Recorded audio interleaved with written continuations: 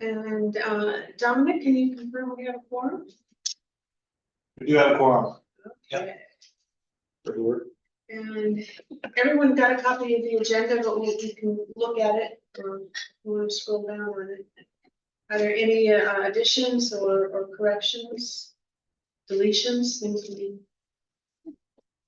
We do not have a report from the Equity Council. Okay, so we'll remove that one. Do we have one from the foundation? Yes, I can provide a report. Okay, great.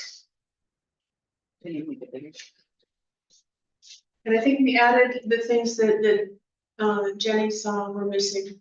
Hope so. Yeah. Right. Great, I'm gonna make a motion to adopt the agenda. And a second, Second. any further discussion or any discussion? All those in favor, say aye. Official item is member. Opposed? So the agenda is adopted with the deletion of item 7B.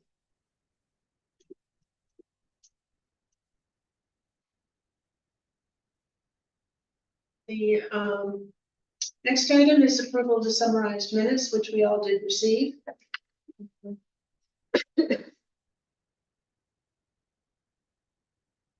go through those. ChatGPT roads.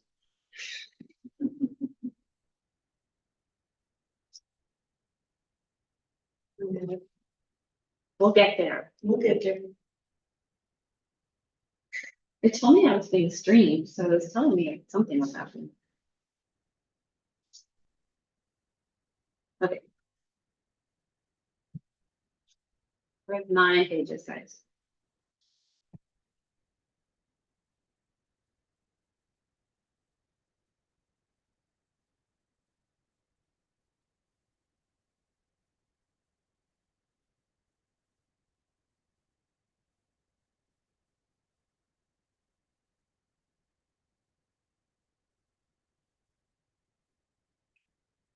Okay. Anybody have anything?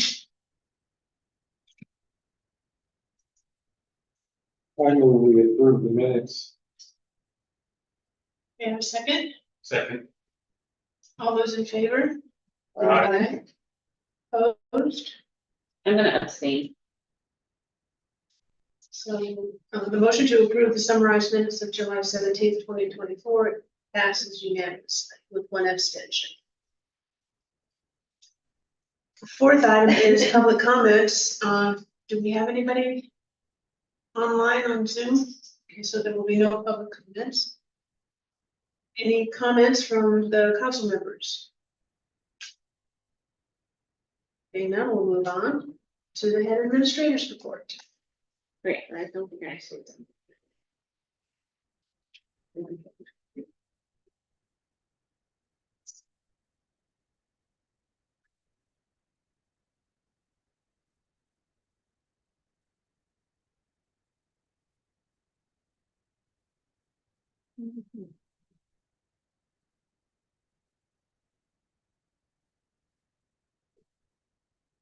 Right, let me share it. Okay, thank you. All right, so our first item here is about student enrollment. I've shared our enrollment goals for the school year. Our goal is 425 students in July. Start the school year at 390 students, but like I had shared before, that oftentimes we see some shifts at the beginning where some people have registered and then they make some other arrangements and then we don't know until after school starts, which was the case. So we are at 384 students as of today. We did start the year fully staffed and we are still fully staffed, which is fantastic. We actually had truly the least amount of turnover than in any year since I've been here. So it was really fantastic. And I think that that's really helped us to start the year strong. We had just having so many staff who've been here and know what to do. It has been the smoothest start to the school year that I've ever experienced. It's been calm and focused, and it just feels like a really nice, productive rhythm. The teachers really started strong with their kiddos. And it helps that we have very small class sizes right now too. We've had a lot of professional development already. We've already had 5 full days of professional development. I put a list of topics up there for you. We really did a lot of work with the AKCS Charter Core Values and really talking about this is what our school's about. And as employees of the school, we are expected to support the core values and talking about what does that look like. We talked about expectations for the daily instructional blocks, review of the handbooks, looking at our positive behavior supports and teach twos. We had to do some work, just talking with about our breakfast and lunch program because we did change vendors, so some processes changed, so we had to do some training with that, but I think it seems to be going pretty smoothly. The new food service vendor, they bring in 2 people to prepare all the food and serve the food, and then we just have to have our employees do the count as the kids go through the line. So Laura worked really hard to make sure everybody was trained and making sure they knew how to do those counts so that we can get really the reimbursements that we're entitled to, because we need to make sure we have actual counts. We talked about our health office expectations, just some work with, making sure everybody was ready for Family Jumpstart Day, and which I think was a great day. Everybody just seemed really happy. It was just a really great feel. One of the things that we did with Family Jumpstart Day is before that day, during professional development, we had the teachers write on a whiteboard what their hopes are for their students for the school year. And then we put up a blank whiteboard for students and families to write their hopes for the school year. And you'll see that in the newsletter here in just a minute. You can also take a look at the boards on the way out. We've got one in the office and one in the atrium here. We did an introduction to Peaceful Playgrounds, which is our new playground curriculum that we're using. And that has been really, really good. We came up with procedures school-wide in terms of how to end recess, how to get kids to line up afterwards, how to handle the equipment, creating processes for checking out equipment, returning equipment, who's replacing the equipment if it goes missing, and all of that kind of stuff. So we have a lot of really strong processes in place for that. And that has been really great, actually. I can honestly say that we have not dealt with a single playground incident so far this year. Right, so I think that there's been a lot of positives with the Peaceful Playgrounds, and one of the things that the program came with was rules, lots and lots and lots of different game rules for field games, for sidewalk games, for different areas of the different playground.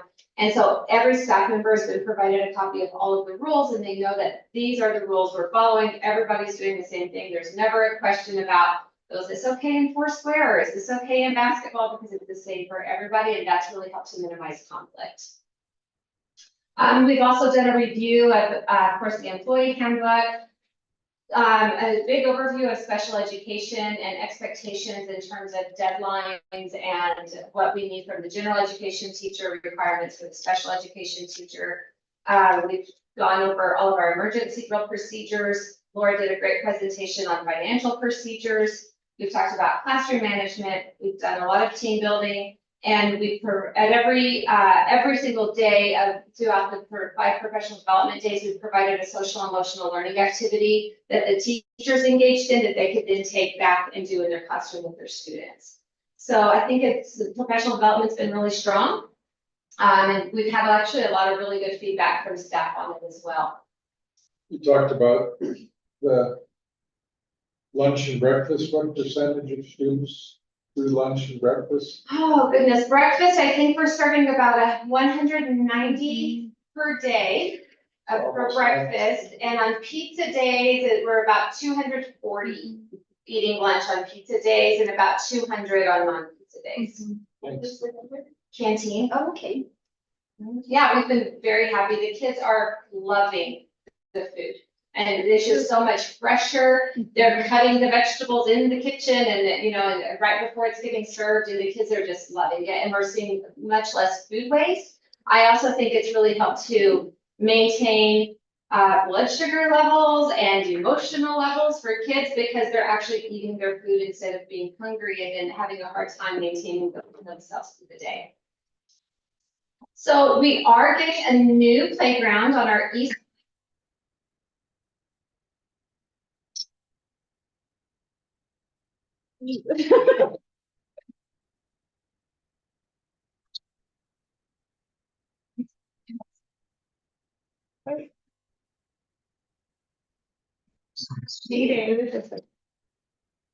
Yeah, way back when, in the very beginning. Yeah, like 20 minutes. Sorry.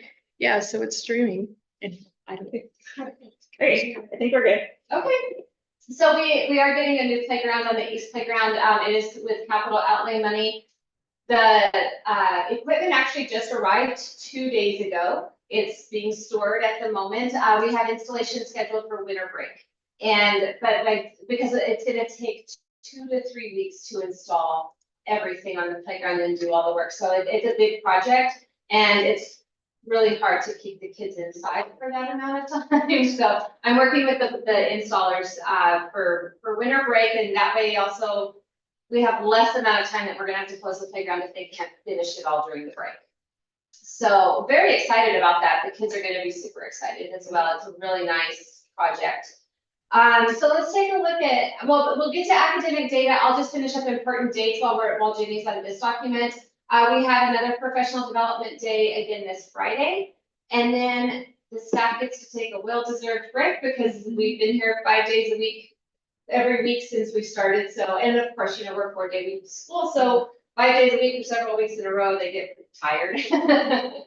And then we do have our first PTA general meeting next Wednesday at 8:45. The PTA board decided to do it right after drop off so that hopefully they can get some parents to stick around for that. They're just serving coffee and donuts and really trying to increase membership.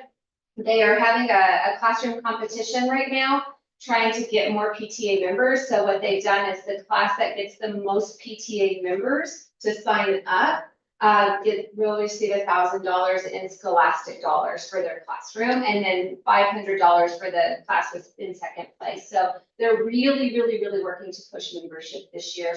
They have a lot of great plans in terms of events and a lot of really great ideas, but you got to have help for any of that to work out. Of course, we're coming up on Labor Day, and then on September 4th, another foundation meeting.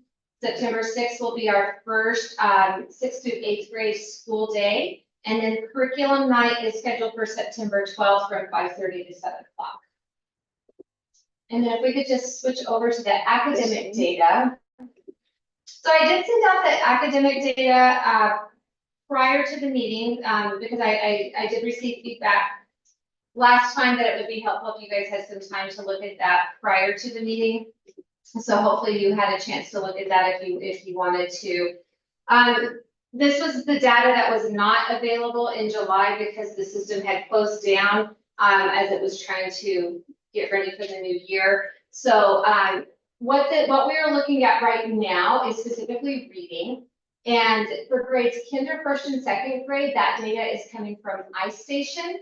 iStation is a state assessment that is required for PED. We give that to students in August, December, and May.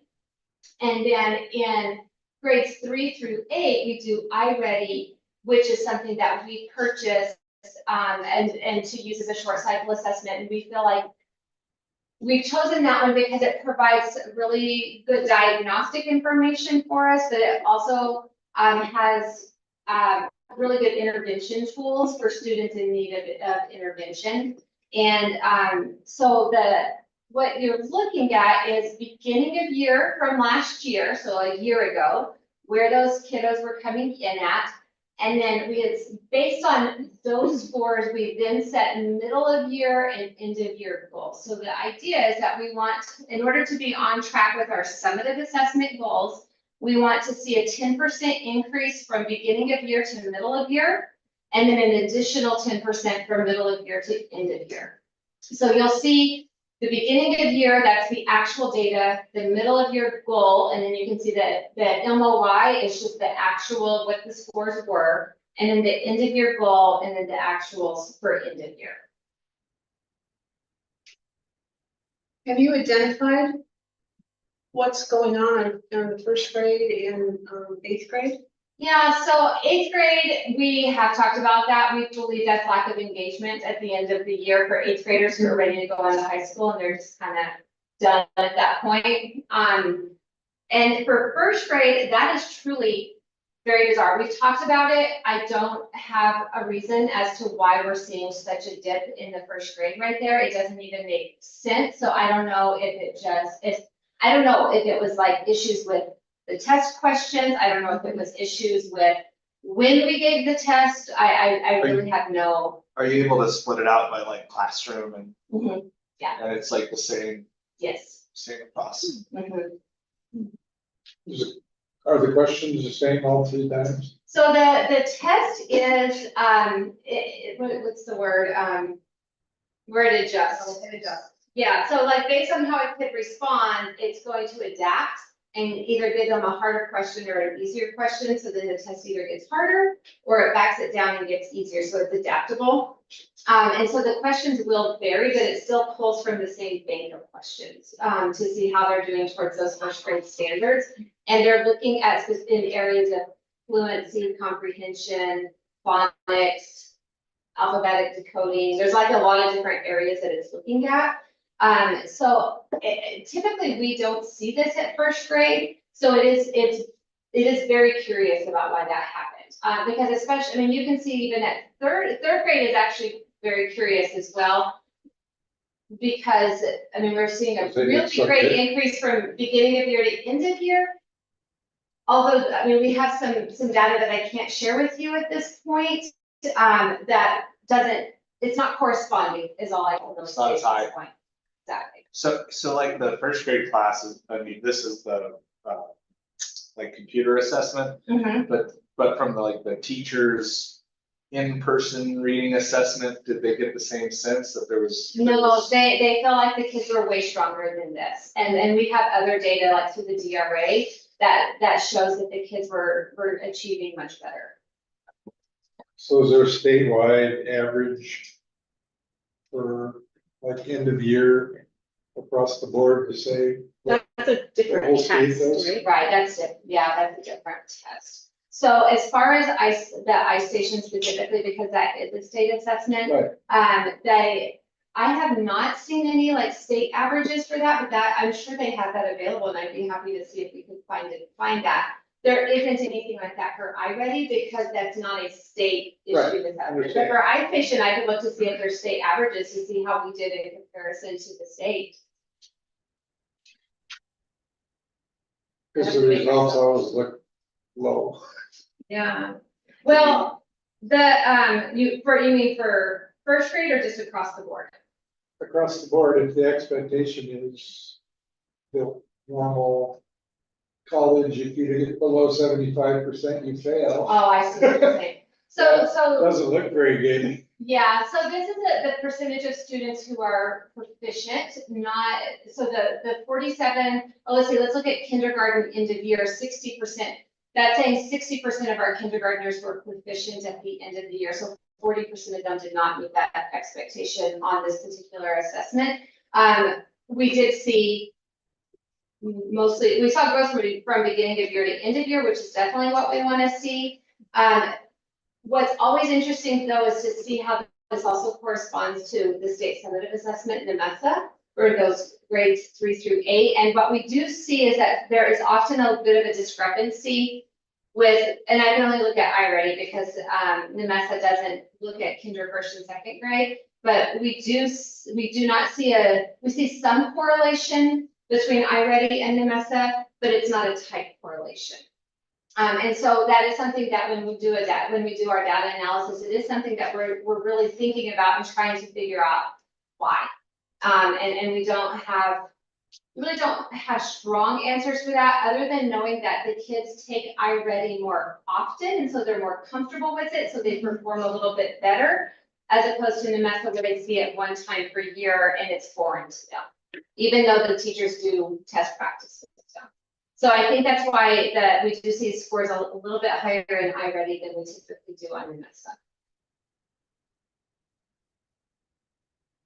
And you guys break these down, like you could say, I'm sure you've looked at it, but you could look at first grade and say, oh, it's all phonics, all the kids failed phonics, and that's not what you're seeing, right? They've scored low across all. Yeah, and I can pull that data and send it to you if you want to take a look at that and see what. I think that'd be a what's great across thing for every the content academic area. committee to do. Mhm.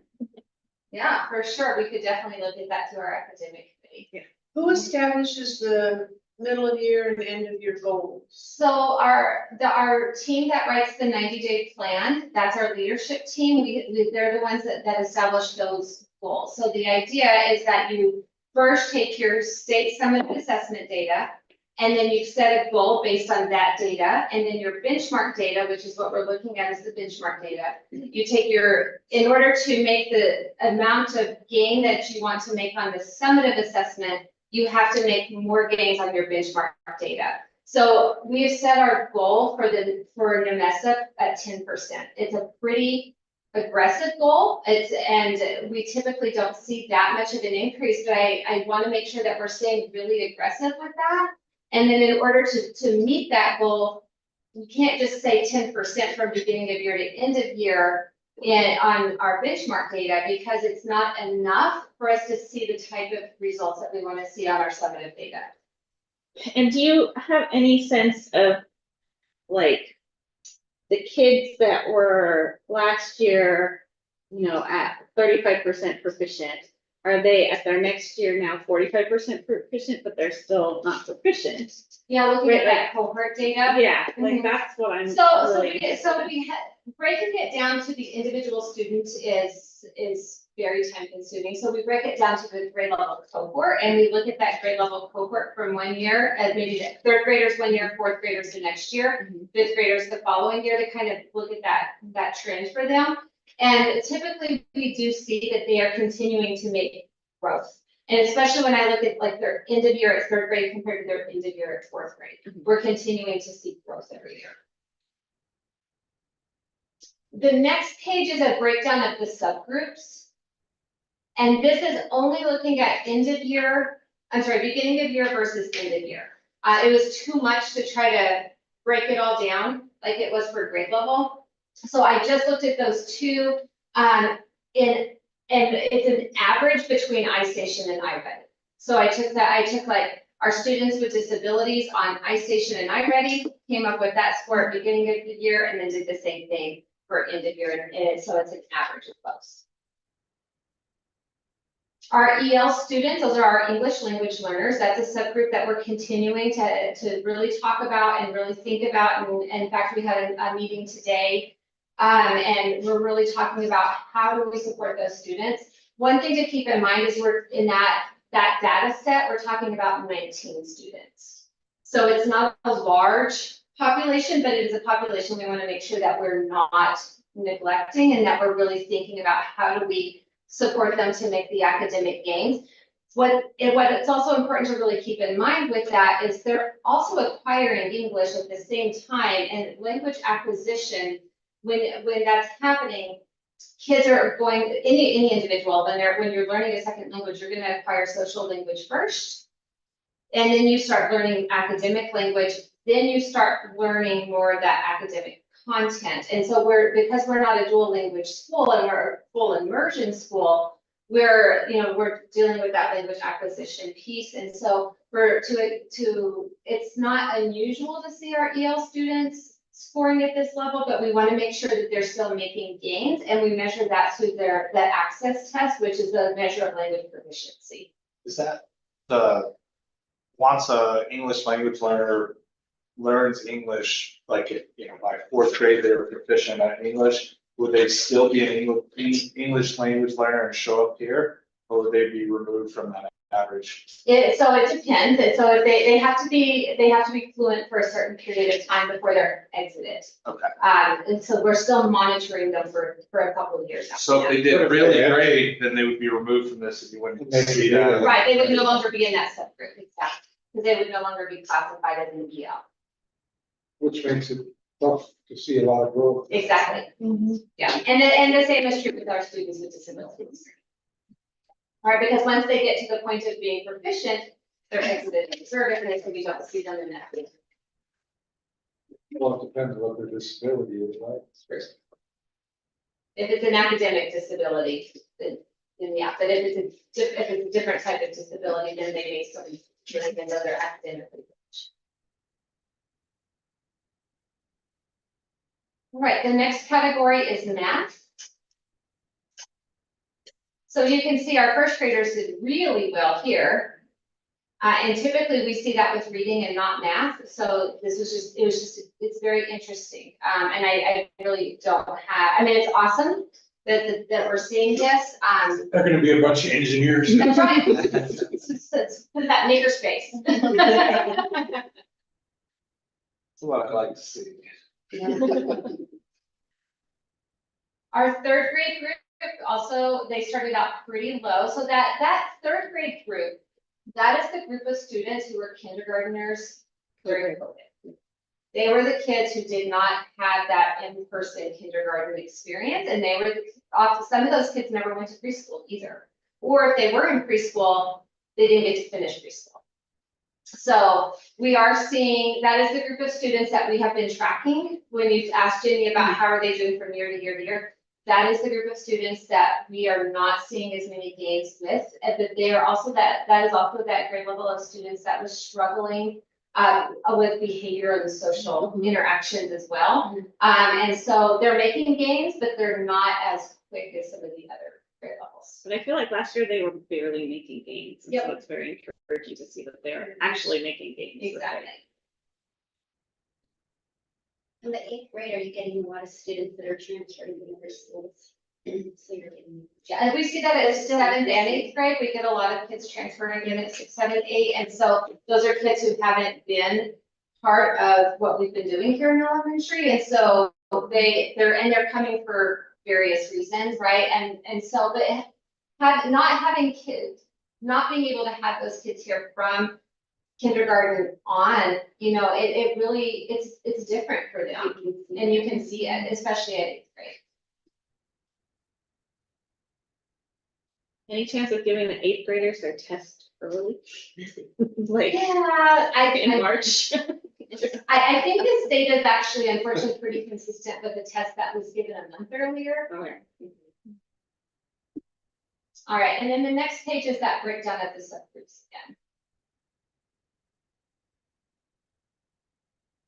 So how does the breakdown of the subgroups have you do whatever we need to do for Yazzie Martinez? Yeah, so, so we're looking again to see, are the students making growth? And like you can see with our students with disabilities in those first 2 columns, pretty good growth from beginning of year to end of year, but our EL students, we didn't see growth. So that's concerning, right? We should, ideally, everybody should be making some growth. So that's something that we look at.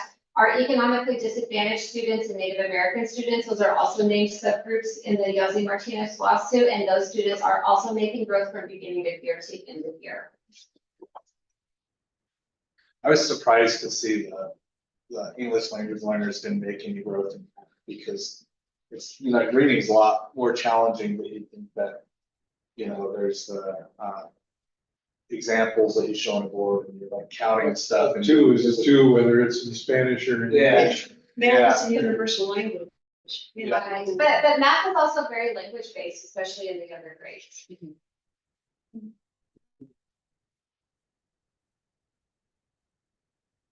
Okay, so is there anything else? Do you want the newsletter? No, just the newsletter.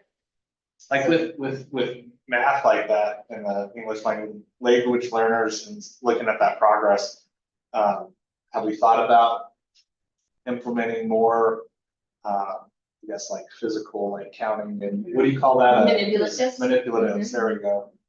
as a result of that? Is that something you guys have already? Yes, we do. Okay.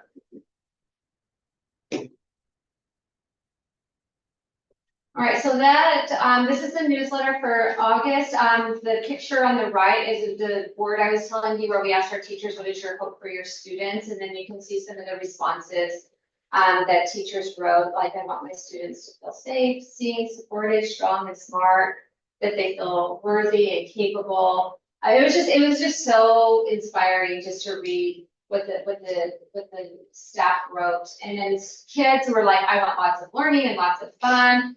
That I can grow in my learning, that both, and this is a parent who said that both of my girls can learn and thrive. So it was just really cool to see that come together. Big push on attendance this year. So, and not just from us, this is coming from the state. This is a PED campaign. So the graphic there is actually from PED.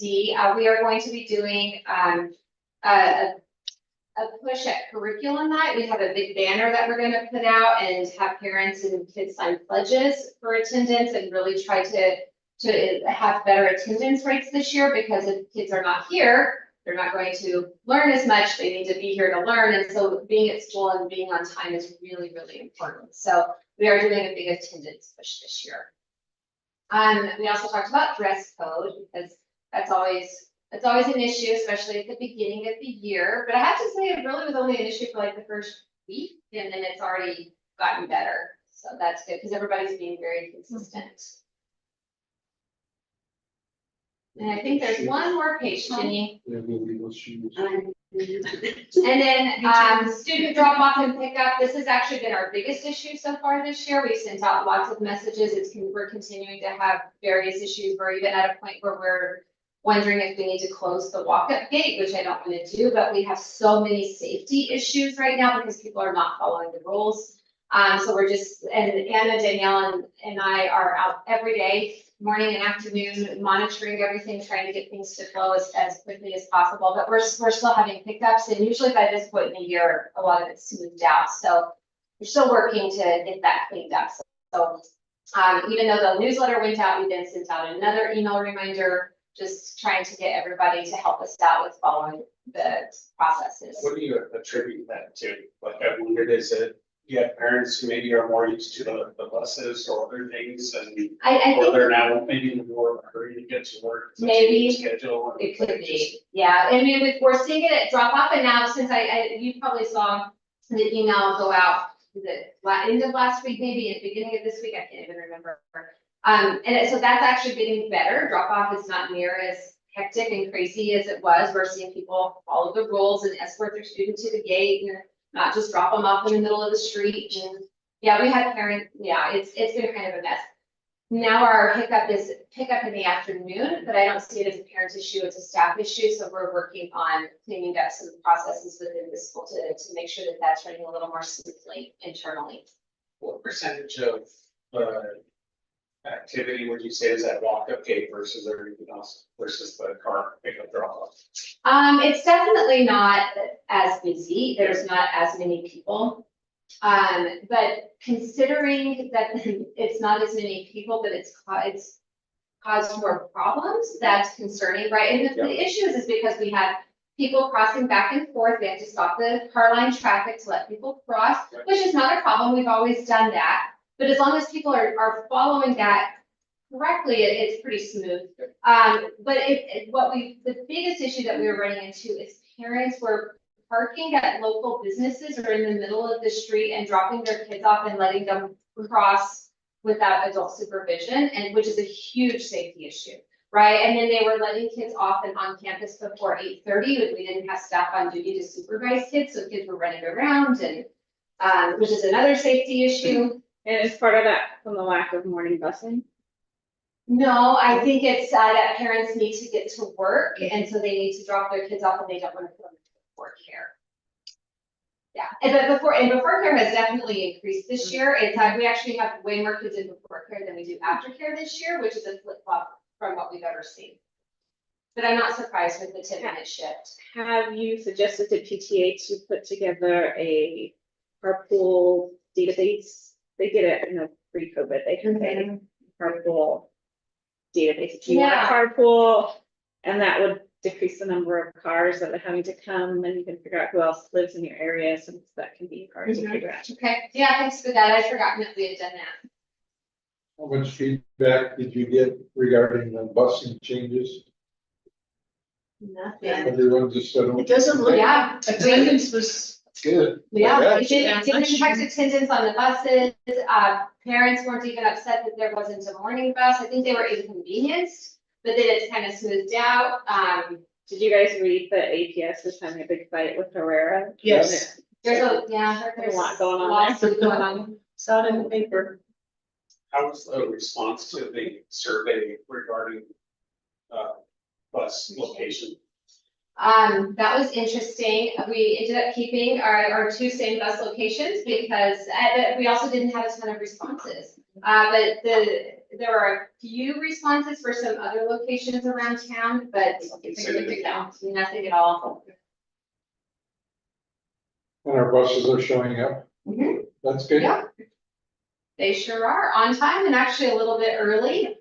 So we're getting those kids on the road pretty quick, which is been good.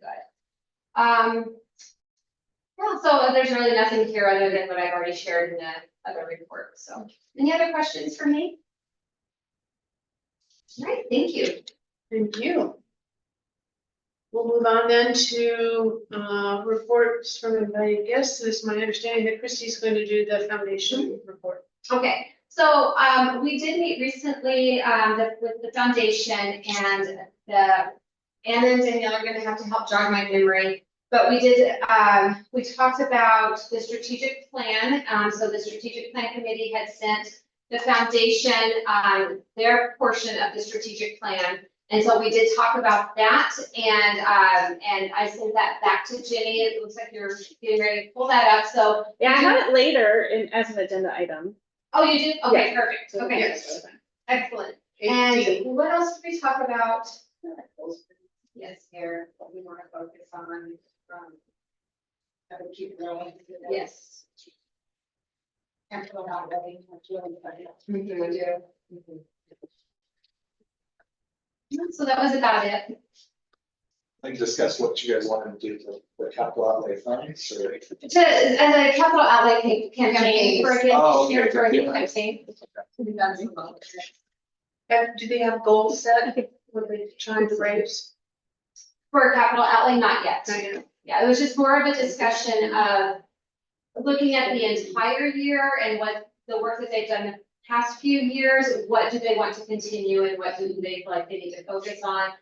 They decided that energy has been really well spent with capital outlay because it's generated a lot of funds for the school. We did talk about whether or not the foundation needs to do anything separate in terms of fundraising, and financially, the foundation's doing pretty well right now. So they didn't feel like they needed to have some kind of separate fundraiser in order to enhance their financials at this point. Okay. Next is committee reports, finance. So the finance committee met today at 5, and we reviewed the June and July financials. That included bank statements, the bank register, the budget summary. When we looked at bank register, we always review large dollar items. This is the time of year where we've got some of those annual payments that are done. So we went through those, looked at the backup documentation.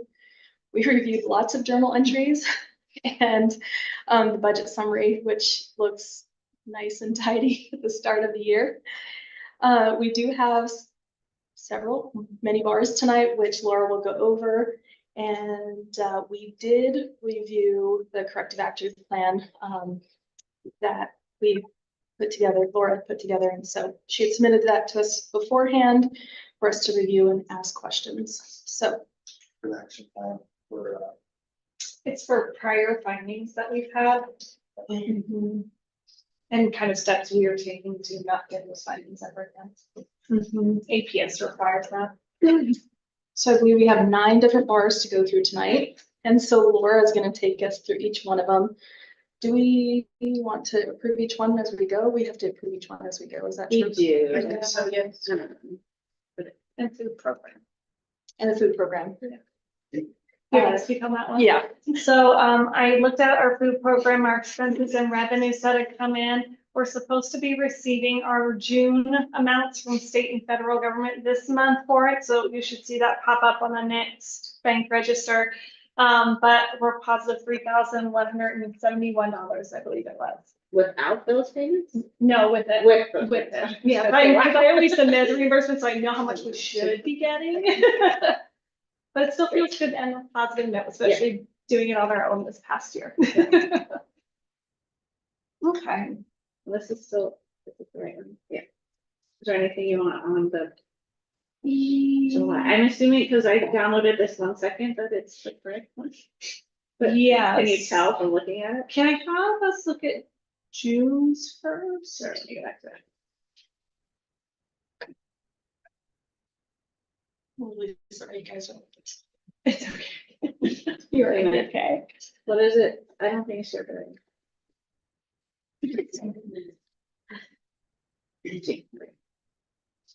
so that people online can see it too. Yeah. Okay. Do you want the check register or budget report? Whichever first, if It's any, the if check everyone register. took a look at the check register. Again, you're probably gonna see some employee names on there, and again, new hires that we have, it's background check reimbursements for that, that's always $59. So that's kind of how you can verify if something looks right or not. I don't remember if I did the flight reimbursement July or August. I think, July? or no, our reimbursements. for our Oh, in trip. July, I believe. I think so too. So if you see our names pop up a bit, there's some other ones too, and that was for National History Day. They raised that money. It's that $265 amount. You go down just a little bit more. Yeah, you see like the 3 of them, the same amount. That was National History Day. That's what they raised, and so we gave it to the families for that trip. And does anyone have questions on anything they're seeing there? Just remind me, our Tuition Express is the lunch payments would be the. That's our aftercare. Yeah. Mhm. What's the University of Kansas Center for Research? That was Cognia, right? I Okay. know that, that's a different company. That one is the. ASMR. There you go. the There we go. It's ASMR. gonna get It's there. The science assessment, the state science assessment for fifth and eighth grade. We saw lots of those kind of payments in the June and July timeframe, just those annual renewals that have to be paid. There's 2 of those, Yep. like there's hours. Mhm. And there's Anna next there, yeah. And then Carrie, who we also took there, yep. You got it. Right, anything else on this one? No. Right, did you want this one or just? Yeah, and so something you guys know I've been doing, and I just want to make sure the new members know. So I started highlighting funds that need to be expended down by the end of the year to kind of help you visualize when you're looking at the percent remaining. So that way you can see, you know, as of June, are we in 0% for the ones that we needed to expend by year end? And hopefully you'll start seeing it enough too that you get comfortable with it. That is very impressive. 29 cents. I know. It does feel good. $1.18, $1.58. Yeah, not too bad. Yeah. Okay, so I'm gonna stop that one and I will go to July. And please tell me if this is the correct July. Yeah. I'm gonna go here. If you go to the budget summary, I can tell you if it's right or wrong. Can you scroll left a little? Since it was created today. Yeah, that should be the right one then. And the reason why I had to resend it out is for that fund 28221. I had to include that. So I caught it and I was like, well, let me update that real quick for this one. Also the percent remaining for operational, remember that's a lie, 85%. I didn't encumber all the jobs for the first payroll until August. So you're not gonna see that until next month's budget report. So this one, it just looks much higher because I haven't encumbered any salaries or benefits on it. Mhm. Do you can remember what the amount was you budgeted for salaries? You're like, okay, we're just gonna use it. No, that's a good idea though, for me to start doing it. And then the check register on that one, again, you might see a few employee names again. Those might be any straggling background checks we had right at the end. How long are the background checks good for? 5 years, right? Yeah, 5 years.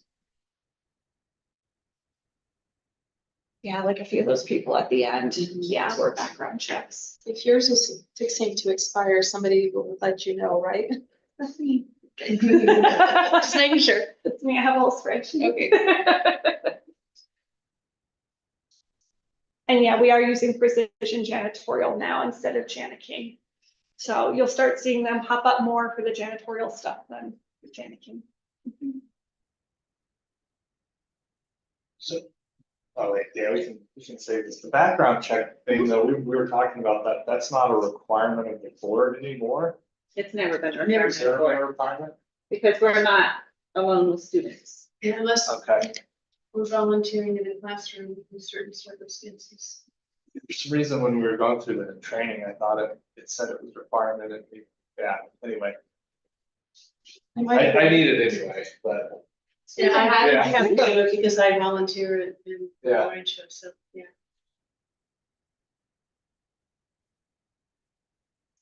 Any questions about the budget report or registers? I'll make a motion to approve the budget report for both June and July. And I would second that. All those in favor? Aye. Opposed? Motion You can carry passes. your yellow over to the new one. I will, I just didn't do it yet because we're at the beginning.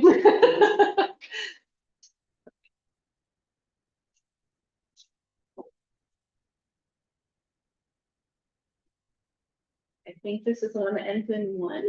Yes. So I'll just preemptively say all the bars that we're doing right now. So when I created the budget in April and I submitted it, I compared it to what actually rolled over. And so this is correcting it to make sure that that carryover is matching what it should actually be on the state side and on our side as well.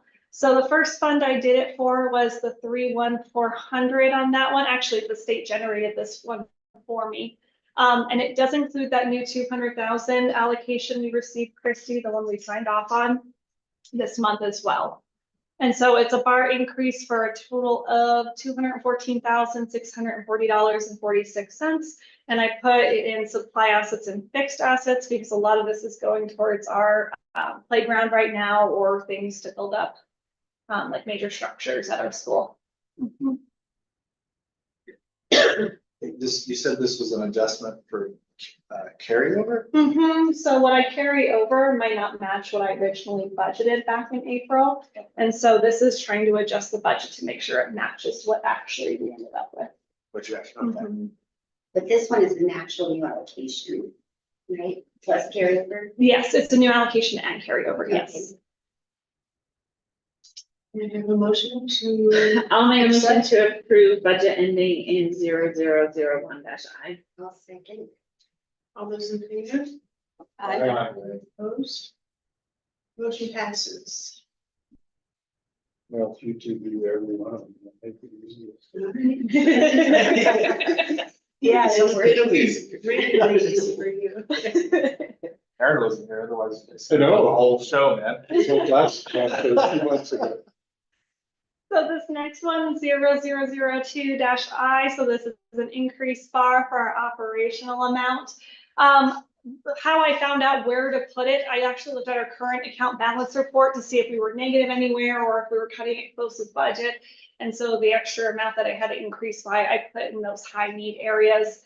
At areas like diags, speech therapists, occupational therapists, we can do a budget before we get into the new school year, but it all depends on what kind of students we're getting and their needs on it. So I adjusted that one because I knew it had shifted a little bit in terms of need. And I put it in things like auditing. We got an estimate from APS on what the total should be, so I increased that one a bit. General supplies, we could always use that, so I put in an area where we tend to have a high need. So this is saying we had 270,000 more carryover than you expected? Mhm. Sweet. Yeah. You never say never. I'll make a motion to approve bar ending in 0002-I. I'll second. All those in favor? Aye. Opposed? Motion passes. All right, and this is our food services one. Remember, we have two different numbers for them. We have the 21,000, this is the federal side, and then the other one would have been 21100, which is the state side of it. So what you're looking at is the federal right now. And it's a bar increase for $1,737 in that area, and I put it into food services because we're contracting with the company. We'll probably end up putting all that towards them. So it was a carryover from the food services Mm-hmm. budget. Mm-hmm. Can I make a motion to approve bar ending in 0003-I? I'll second. All those in favor? Aye. Opposed? Motion passes. Was that one? No, sorry, there's four.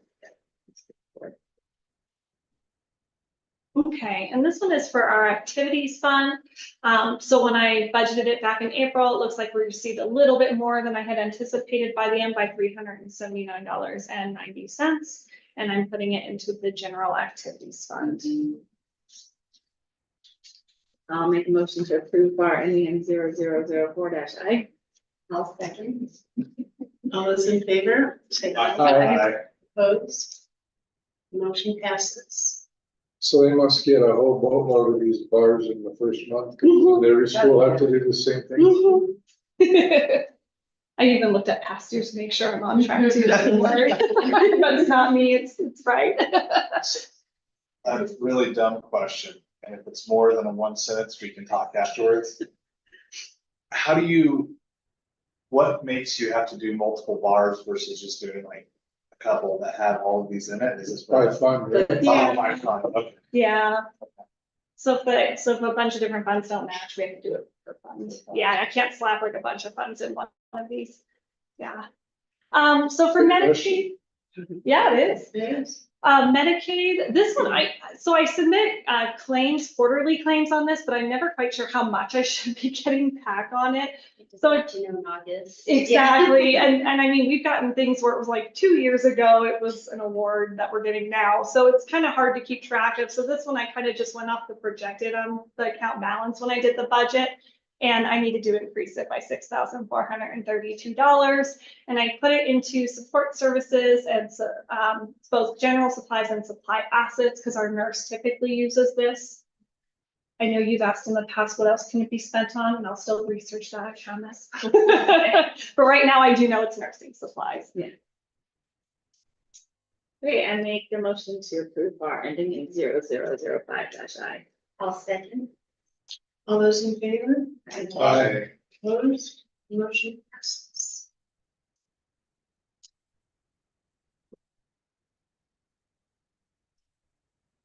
Okay, halfway there. And this one's bar 0006-I, so another increase bar on this one. This is Fund 27109, which is instructional materials. I had anticipated that I thought we might have spent this by the end, but we didn't. So we have $7,040.66 that we need to increase the budget by. Is this the one from a few years back? Just designate that first. Yeah, getting spent down. I think there was the 14,000 last year, and we did spend that down. Yeah. No, this is the new one.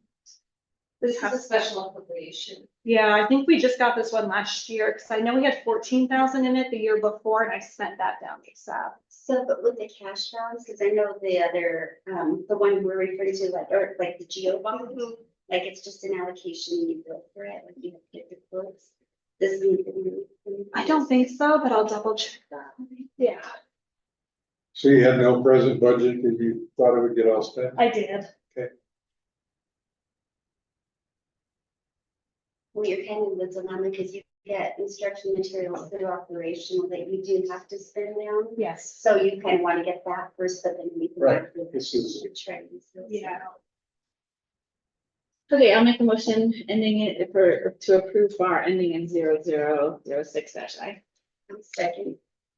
All those in favor? Aye. Opposed? The motion passes.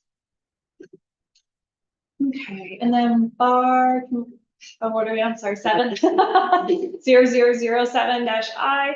This one is 31600, so it's our HB 33 fund. This one we spend on our lease, and I had to increase it by $115,427, and I'm putting it all towards the lease expenditure code. Why did we have 115,000 left if it was just going to the lease? Because it rolls over every year. Well, and it You also, don't use it all for the lease. Yeah, but she should have budgeted that way. well, because you get it monthly though, the allocations for it. So I don't know exactly what I'm getting monthly from the state. I have to look at the tax collections from Burnco, and that's how I know how much I have. So it changes every month. How much you Yes, yes, Oh. it's Yeah. that consistent. Okay, Yeah. thank you. have. So when we go out and spend more money in our county, then we get more money to the school, right? Yeah. Okay, so I'm gonna make a motion to approve our ending in 0007-I. I'll second. All those in favor? All right. Opposed? The motion passes. Okay, so then bar 0008-I. This one is our SB9 amount, so it's similar to HB 33. We can kind of predict maybe how much we have, but this one I under predicted and I had to increase it as well. I put it in areas such as software, which we've used it for in the past, but we really used a lot in supply assets and fixed assets. So I put the majority of that amount in those codes.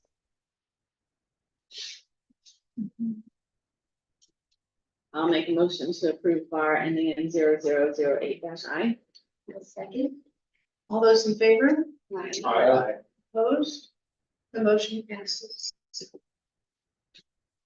And then 31703, this is the SB9 state match on this one, and I actually had to do a bar decrease on it by about $17,686.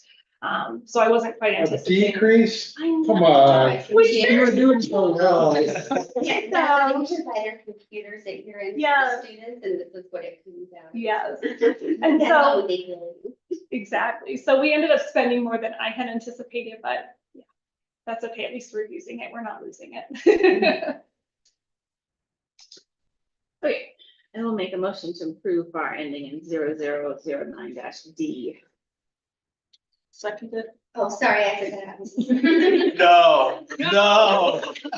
You take that back. I got it. Typing everything. It's fine, it's fine. Control V, you were typing it. All those in favor? Aye. Opposed? The motion passes. So can I ask a finance question? Are we done with bars? Yes. So the budget for this year, was that based on 425 kids or 400 kids or? How much was it? based on? 425. They That's got what we, Yeah, we did project there. we put it 425, but the state, had us at 450. So we will see a decrease. So we're gonna have to do bars to take money away and keep that in mind as we spend. Right, exactly. Okay. And you're keeping that in mind, right? Okay, we'll move along. Action on supply and fixed assets. We have covered that, correct? I don't, if there's no, you didn't dispose of anything? Not yet. So no action. So And action on finance report for June and July. Right, We did did you have get that. the fixed assets? Did you get the certification or the fixed assets, or you did it in June? Is that what it- That we certified that we saw it. We Yeah. did that. Yes. I think it was in June. Yes. We definitely Yes. certified. When We did. Jason came and gave his report, we certified the completion of that, Okay. of the self audit and the big picture. Sorry, I had to think. That feels so long Yeah. ago. Yeah, it seems like it does. So item 8B, nominating and council professional development committee. That's my report. I'm happy to report that our two newest members are almost completely done with their educational requirements. Good job. And, Yeah. they've done the 10 hours and they're working now to finish up the checklist and I take it you got access to the Dropbox? I don't. You don't? No, so How I did need help with that, yeah. Okay, because I tried to give you access. No, I know, so I got all the documents, it gets, sends me notices, but for whatever reason, I think because they have me on marker this like system. Okay, come see me after. Okay, maybe on my phone, if that's not. on. I don't, okay, yeah. Yeah, they did something. What, you just have to yesterday. give me the right email address that's associated with your Dropbox account. Okay, I think it's the Gmail. Okay, so Yeah. yeah, let me know which one that is and I will add it to you. Right after the meeting last month, I added you two to the PED mailing list. So you should be getting things from Missy as it pertains to any educational opportunities and other things that she feels important for us to know. And, our but I will requirements. still go ahead and send them out, just so there's a reminder, in case you don't get to those messages right away, so. But that's all I have at this point, Question on those requirements, one of the things on that checklist is to do in-class shadowing, is it, what, who we arrange that with? Me, Okay, so I'll be in touch with you. So I can do that. sounds good. Sorry, I'm not ready for my first. Well, we bombarded you with all the other things. We're supposed to get this done while you're Christie, gone, so. would it be better or worse for a teacher if more than one of us went at a time? Like to the same class, would that overwhelm him or her? Or- I think it would be okay, because I mean, you just wanna observe for a period of time, right? Yeah, But how long, I don't remember, just like a couple hours in the morning or a couple hours in the afternoon, whatever. we just kind of follow them around to recess and all the things. Okay, yeah, I think having more than 2 adults do that could be very disruptive to the kids. So, I mean, we could definitely, if more than 2 people want to do that, then I'd probably divide you up into 2 separate classrooms. Cause I never got to do it because it was COVID. Oh, that's right. So Yeah. if Fabian had set up a time, I might just piggyback on. Sure. You guys can just let me know what grade. Probably adds stress to the teacher having to sit in the back, so if we just do it once together, it's probably easy. Yeah, I think that'd be just fine. I'll initiate that meeting. Yeah, that'd be perfect. Thank you. Yeah, sit in different areas of the classroom. You have to go to kindergarten class and sit in the teeny tiny chairs. Okay, am I up? yes, you are. Okay. Policy committee, Jennifer. Oh, fun. You guys didn't do it without me last month, so I have nothing new. Thankfully, I have done nothing in the last. But we have the stuff that, the policy changes that were on the July 17th agenda. So we have a couple of, first reading. There's 3 first readings And one and a couple of second second reading. readings. Well, there's like couple of, one short second reading and one very long second reading. Okay, so let's do the first reading first.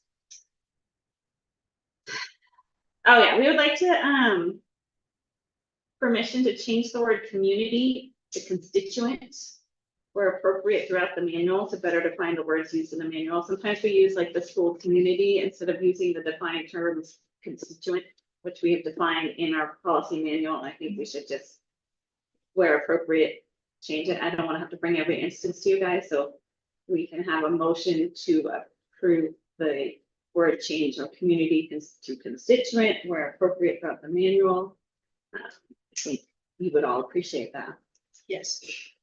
I'll make the So you motion just that you just do said. a replace, Well, not a global replace because sometimes. it- sometimes community is the right word, Right. but I will, as I'm reading it, I will look at each time that it says community and determine whether or not it should be constituent. So is the motion to change that word in all those sections? The motion is to change the word throughout the whole entire policy manual Yeah. where appropriate. Are you making that motion or am I making the motion? You're making the I'm gonna motion. make that motion. I'll second it. Okay. Although if you guys do want Patrick Molina to come and give you Robert's Rules of Orders, I think a committee, by putting it forward, that is a motion, that's the first, and it doesn't need a second because it's from committee. So we might be able to get rid of, 25 seconds at every meeting. Yeah, so anything that comes from committee doesn't need a second. Okay. So all those. But that's right, today we are going to have a first and a second. All those in favor? Aye. Opposed? Motion passes. Okay, I'm gonna start with the first readings and then do the second readings. All right, the first one was section 4A3. I wanted to remove all of section 3 as it's not necessary. I do not believe the head administrator needs to provide the council an organizational chart that includes at least the structure of the administration, faculty, and staff, and will update the council with changes as necessary. I do not feel like that needs to be in our policy manual.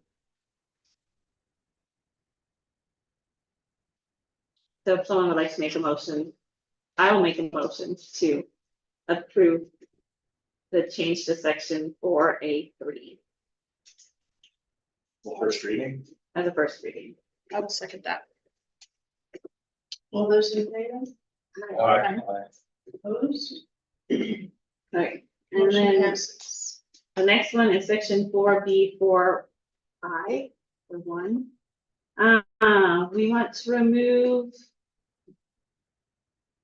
Oh, so we have both the word council, which is defined as a council, and members, which is also defined as the council.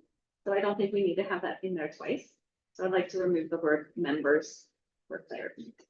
Which section was this one Oh, again? sorry, this is 4B4 little I. Motion to. So we're usually motion to approve the change as read. Oh, the changes. Yeah, You're saying that having members in council are redundant? it is.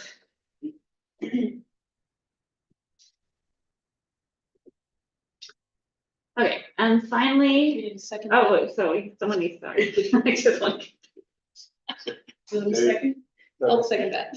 All those in favor? Aye. Opposed? Motion passes. Okay, and then I think my final first reading is section 6F. I would like to remove the reference to section 4.22 in case that moves somewhere in the family handbook and it's no longer 4.22. We don't have to make sure we have do this 2 reading thing every time that changes. So I would like it to read, I think it's supposed to just read section 4. I'm sorry, I crossed out too much here. Section 4 of the Alice King handbook deals with the, no, it doesn't want to do it if it's not the one. There you go. Section 4 of the handbook. Section 4 of the Alice King Family Handbook dealing with bullying and bullying prevention are incorporated herein by reference. So I will make a motion to approve section 6F, the change to section 6F as a first reading. Second. All those in favor? Aye. Opposed? The motion passes. Okay, here's the easy second reading. Hold on. This is section 2C2, 4, and 5. 5 and 6. 5 and 6. 5 and 6, thank you. I hate Roman numerals. I really, really, truly hate them. So it reads, the Title IX coordinator contact information along with the school's Title IX policy shall be prominently published on the school's website in the family handbook, the employee handbook, notices of employment opportunities, and such other school publications as appropriate. Section 4 of the Alice King Family Handbook and Section 2 of the Employee Handbook dealing with Title IX and sexual harassment and other discrimination are incorporated herein by reference. Information on how to submit a report can be found in these locations as well as on the school website. Can I ask a question about that? Mhm. The notices of employment opportunities, is that a new requirement? No, Okay, what it's always been. I could go back and look and see what we what I changed, but it's been, I'm sorry, I don't remember. Is that like the Changed equal back opportunity in stuff May. you post in break rooms or something, or what is that? Let's see. I think that's like if we are advertising for a job position. Okay, so in June, what it said, we took off the employment application, so it does not have to be on the employment Got it. application, Okay. but it still that needs to was be changed. noticed on employment opportunity. So that's what we got rid of As appropriate. as appropriate. Okay. So can I have a motion to adopt policy manual change to section 2C 2, 5, and 6? So moved. Second. All those in favor? Aye. Opposed? The motion passes. Now you get the So phone. now we get the terrible one. No changing it again. No changing it, guys, unless there's a problem. But this is our volunteers and Alice King. Section 1. AKCS welcomes and recognizes the vital role of volunteers. The vital role volunteers have in the success of our school. We encourage voluntary service of qualified, interested individuals. 2, the purpose of this policy is to comply with the requirements of the Public School Code and the New Mexico Public Education Department regulations for use of school volunteers. 3, AKCS head administrator has the sole responsibility for selecting, managing, and enforcing school policy and procedures when selecting and supervising AKCS volunteers. Volunteers are selected and may be relieved of their volunteer position at the sole discretion of the head administrator. I feel like there should be a comma there, which I don't think is a problem. I think that- Well, then what's good, what's up? No. That is a grammatical typo, and that is allowed to take. Decisions by the head administrator about selection, qualification, assignment, and release of school or program volunteers are not appealable to the governing council. 4, definitions. A, background check means a criminal history record check obtained by the Federal Bureau of Investigation after submitting an applicant's fingerprints to the New Mexico Department of Public Safety. AKCS contracts with a third party to conduct the background checks for volunteers. Authorization forms, records, or reports shall be maintained in confidential manner and kept according to AKCS's records retention policy. All information received as a result of the screening will not be disclosed to anyone outside of AKCS unless ordered to do so by a governmental authority with appropriate jurisdiction. Unsupervised volunteer background checks must be updated every 2 years. The volunteer applicant must pay for the initial as well as subsequent required background check updates. Financial assistance may be available through the PTA. B, disclosure statement and release. Means a statement signed by the applicant for the unsupervised volunteer position that discloses whether the applicant has ever been under investigation for, or has ever been found to have violated any state or federal statute relating to child abuse or neglect, sexual misconduct, or any sexual offense, including those offenses prohibited in Chapter 30, Articles 3, 3A, 4, 6, 6A, 9, 37, 37A, or 52 NMSA 1978, unless the allegations were false or unsubstantiated. B, has ever been under investigation for or been found to have violated any ethical rule or policy approved by a former employee that previously employed the applicant, unless the allegations were false or unsubstantiated. Or C, has ever had a professional license or certificate denied, suspended, surrendered, or revoked due to the finding of child abuse or ethical misconduct, or while allegations of child abuse or ethical misconduct were pending or under investigation, and assign authorization from the volunteer applicant. Like there's something missing here. Assign authorization from the volunteer applicant. What word did I leave out? Just a comma? There's a comma. Applicant. Oh, that was a comma. Okay, thank you. The applicant's current and or former employer to provide relative records if requested by AKCS and releasing of the current and or former employees of liability for disclosing or releasing records.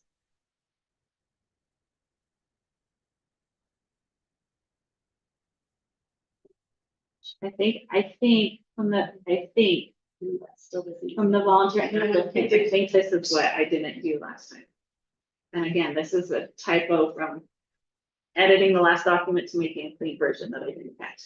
That makes more sense. Yes, I think this is that we changed something and I didn't Didn't remove it. remove something.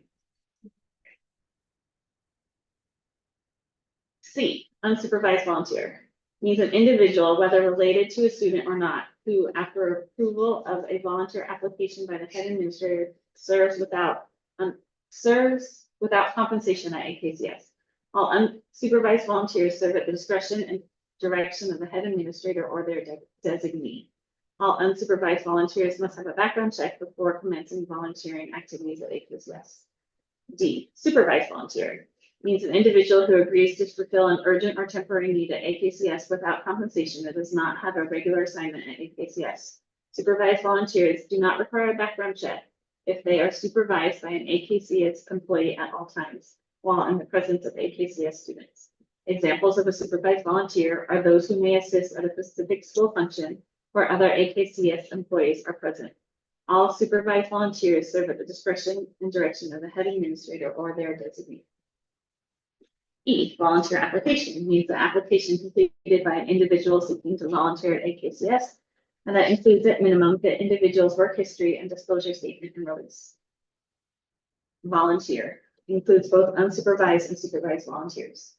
Work history means a list of the applicant's current and former employers, where the applicant was in a position involving unsupervised contact with children or students. 5, application process for an unsupervised volunteer. Interested individuals must first complete the mandatory volunteer training, including an application form. 1, interested individuals will be trained on the scope of a volunteer assignment at AKCS. 2, during the training, the head administrator or their designee will describe the available volunteer positions. 3, mandatory training must include training in the detection and reporting of child abuse and neglect, ethical misconduct, professional responsibilities, sexual abuse and assault, and substance abuse. The volunteer must complete this training prior to beginning service. B, the head administrator or designee will review the volunteer application statement and follow up on references at their discretion. C, additionally, the applicant is required to obtain a background check at their own expense. Information on how to obtain the background check will be provided at the volunteer training. D, if the head administrator determines that the applicant has the qualifications to volunteer at AKCS, the head administrator or their designee may extend a written invitation to the applicant. 1, individual is denied a volunteer position based on information learned in a background check. The head administrator or the designee will notify the applicant of disqualification in a confidential manner. If the applicant feels a mistake has been reported in the criminal background check, it is the applicant's responsibility to contact the reporting agency and resolve any issues. AKCS will provide contact information of the background reporting agency upon request of the denied applicant. AKCS and its employees are not responsible for errors or omissions that may be reported on background checks. 2, the applicant shall be provided with a reasonable time to present corrected information to the head administrator and request reconsideration of any decision to deny the volunteer position. The head administrator's decision to deny an individual a volunteer position is final and not subject to challenge. Prior to commencing volunteer activities with an individual must 1, accept a written job description provided to the volunteer. 2, be introduced to and work cooperatively with the volunteer's direct supervisor. 3, review the code of ethics and standards of professional conduct of the educational profession.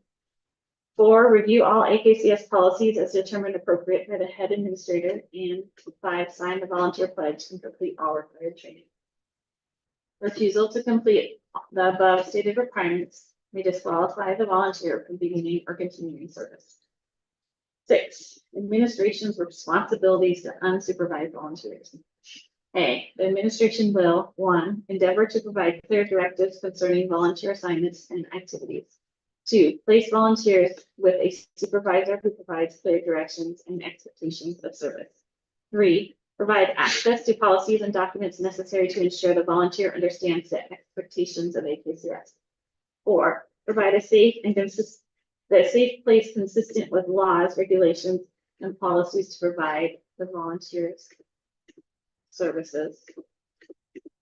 5, inform unsupervised volunteers of emergency procedures. 6, advise unsupervised volunteers that their activities may create liability for AKCS and that compliance with the school policies and procedures is mandatory and that failure to do so may be grounds for terminating the volunteer service at AKCS.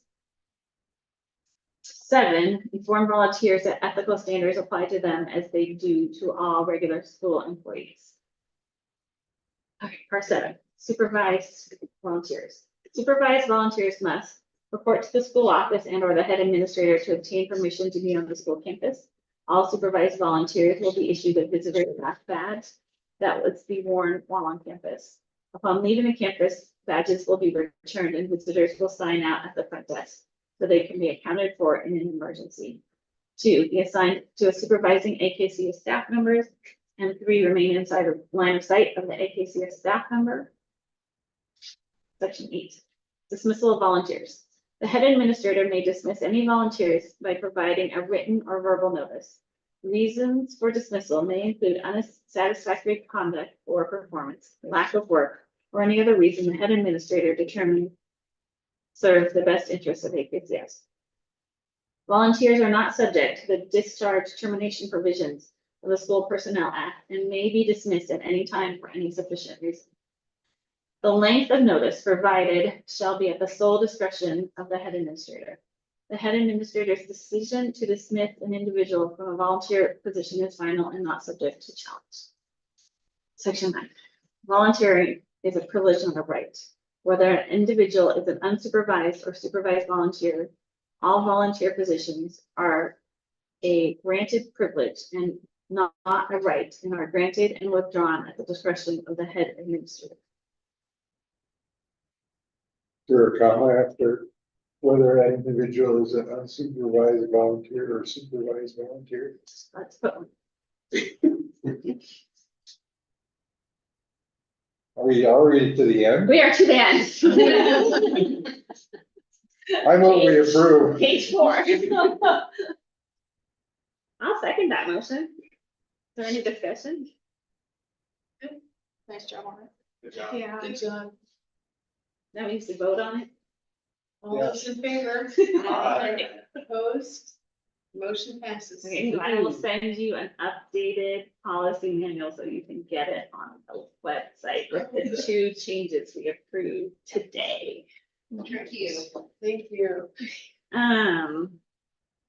So I do hope, just going back to the report real quick, I do hope to, before September, finish the policy manual. I kind of lost most of my committee, so if anybody knows that they're going to be joining the policy committee and would like to look at the last section with me so that they understand sort of what I have been doing, that would be awesome. I do also have a document on the Dropbox that's like the role and duties of the policy committee chair.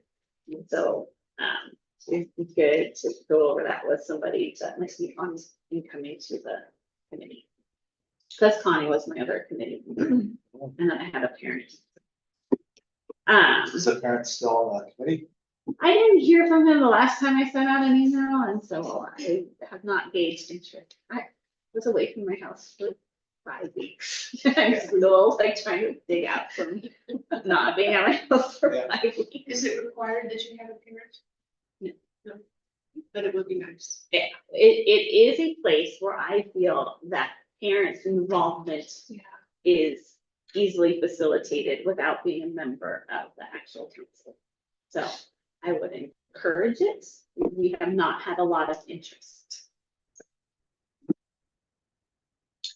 Well, I think one of the people probably, You can spin it a little bit, saying that everything's pretty much been done. It's nice and refreshed. Yes. So, I mean, yes, after this, we'll be in compliance with reviewing both the policy manual and the bylaws every 2 years. So Good job. that's my goal, is to get back in compliance. It's a big job. Thank you. Okay, Strategic Planning Committee. so my strategic planning committee has also abandoned me. So I have no reports because I have not had a chance to really have people to do it. I would say we do have this discussion of the foundation strategic planning goals. I have not heard from the Equity Council. I'm not sure they have met since I have asked them to, review their current goals. The plan of action, I don't think we will have it ready by September to roll out to the community, which is fine. Once we have all our goals and we have reviewed them one more time, it would be good to, I don't know if I reported that we did meet at one point and we fleshed out whichever one was left that we were gonna flesh out. And we have done that. So I feel like the document, once we get the foundation and the equity council goals in it, would be ready for another council review. And then you need to take it to the wider community. And so how you're going to take it to the constituent community, I'm not sure if since we won't have it available for the back to school curriculum night next month. But you can hold sessions, you can, I don't know, we can get creative on how to do that. Virtual session. Hold some virtual sessions, but I would say when I was asking for input to start with, like our flower things, I think we got 6 people total showed up Yes, across the I 4 remember things, so parental engagement is gonna continue to be a challenge. But we did get a Stanford member out of it, so it was well worth our efforts. Yes. So. You were one of the 6, huh? Yeah. On the strategic, so like I remember, like we did the strategic planning session, we walked through and created like goals and Mhm. such. I guess I forgot it, or I guess I didn't recall or don't recall the piece that involved the other committee, the foundation and. So we such. had left a goal, we would ask the foundation to create their own goal. And so I had taken what we sort of put as maybe our priorities for foundation and sent it to foundation, and at their meeting, they discussed that and have sent a document back to us, which I will now share. As soon as I find it. And that will be part of our. That will be part of our strategic plan. strategic plan. Maybe I downloaded it and didn't.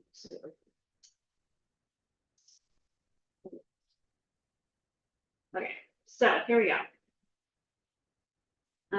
Let's find, oh, I'm not sharing with Lizzie, hold on.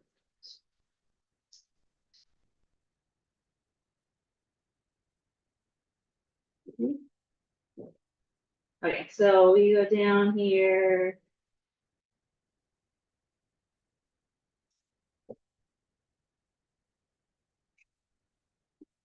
Okay, so it's goal 5.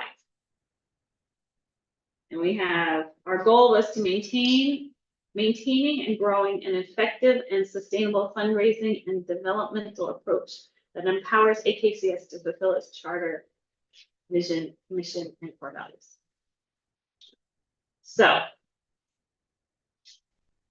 our first strategy that we came up with was to explore options and develop a plan for expanding facilities, especially focused on instructional activity and parking spaces. And that's something that we're aiming for like 3 years from now, July of 2027.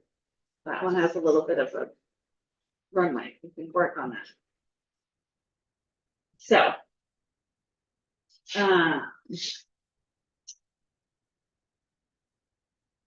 I'm just trying to make sure that this is the one that they sent me back for.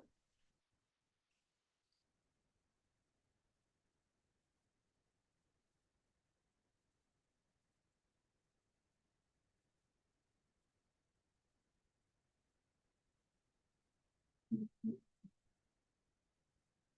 just gonna open it and make sure. Okay, it looks the same. Okay, let's go back to this. Let's make sure. Okay, so Their strategy was refocus campaign of ongoing giving such as United Way, Give Back, etc. They plan on working on that in the next year. The next strategy was to continue capital outlay campaign or just capital campaign? Capital outlets. Okay, I'm gonna add the word outlay.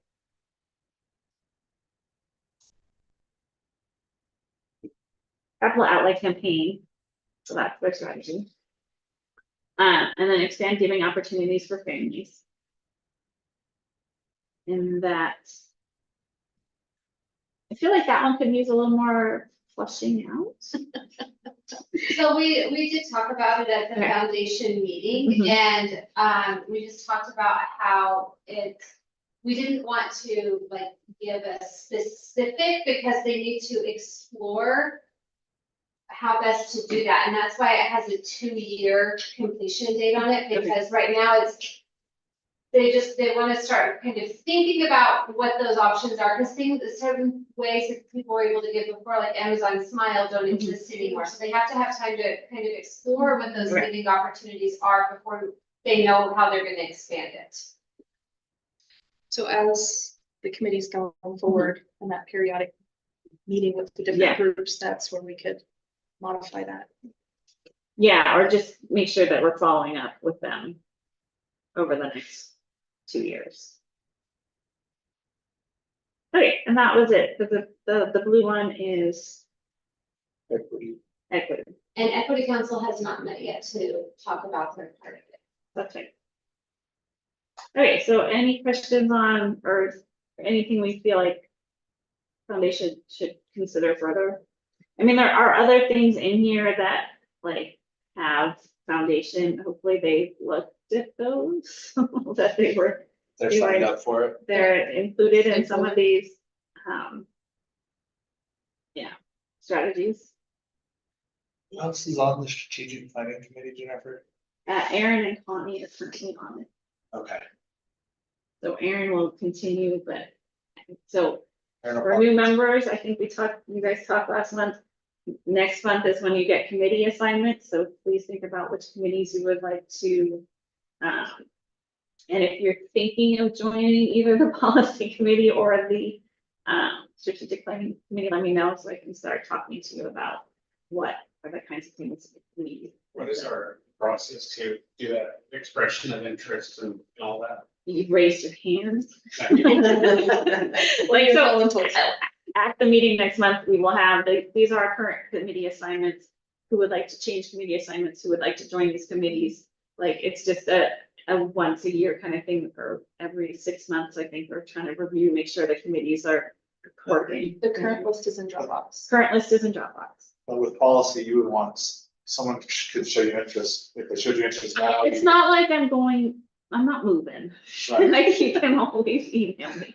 I probably am losing my AKCS email address at some point, So you We will can attend. as a decide when that point invited is. guest. but you might The need next to 6 find my months. personal email address. I don't, that's a good question.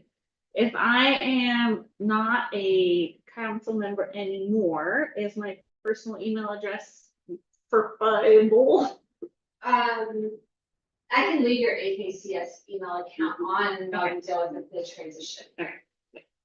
And I do plan, like, I have a drive, external drive that I plan to put all my documents on, and so that you guys have all the stuff that I have accumulated over the last 9 years. Getting We don't scared. want to hear any of that. Oh, yeah.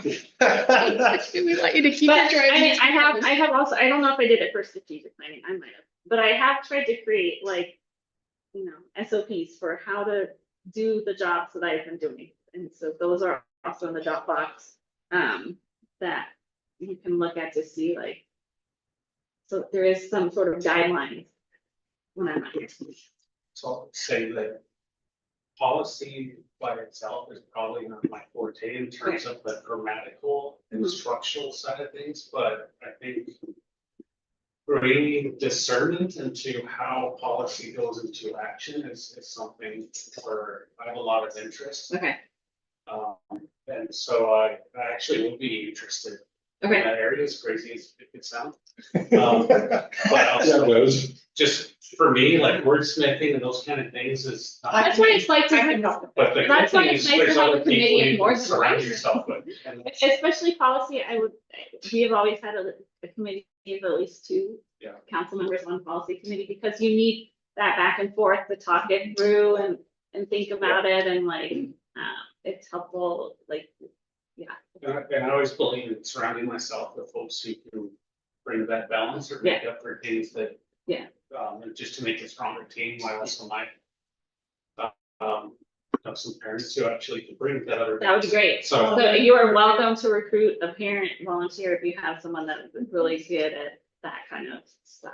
And I would say a lot of times how I created policy is I went and read a lot of other schools' policies and picked and choose the wording I liked best and made it fit. So I never really tried to start from scratch. Okay, so I think that's all I have for the strategic planning. So we'll get into old business then. Okay, And let me find that. Sorry. 9A is action on the 2024-25 governing council meeting schedule, which we sent out. I did the.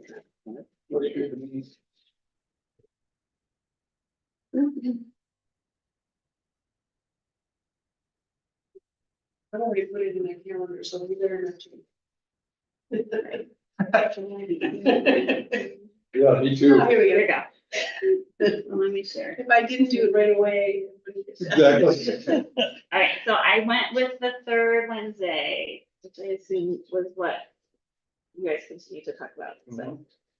My only concern is we have spring budget and our last date with that is April 11th, and then GC is Not till April that 16th. Wednesday. So it's only really 2-ish days, I guess. Oh, so you haven't gotten enough time between when you get the information and. That's what I'm worried about.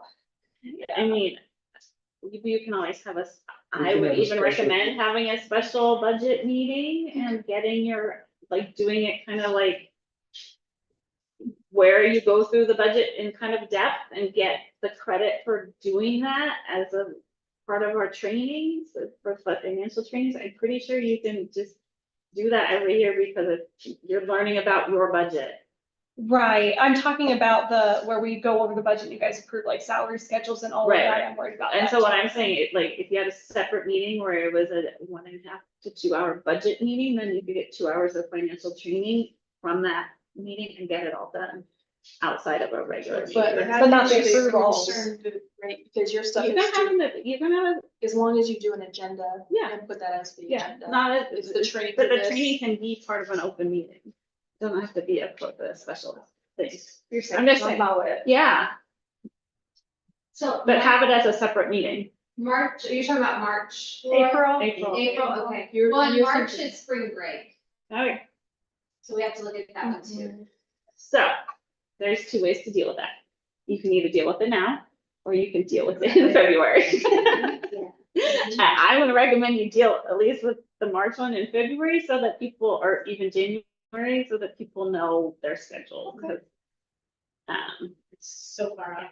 it seems like a 4 hour, but this is when we will have our regular meetings, and if we need to adjust them as is going forward, that as long as you give 72 hours before the meeting, you know, is scheduled to be here. Fine. But as of right now, we would know that March and April. So I would recommend keeping your April meeting and scheduling an additional meeting around the 24th. Based on what she needs. Said April was too early. No, so the problem is that she gets her information 2 days before you have her meeting, and she's not gonna be able to create her budget in 2 days. 16. So you push it, want to have a special meeting the next week and just have budget.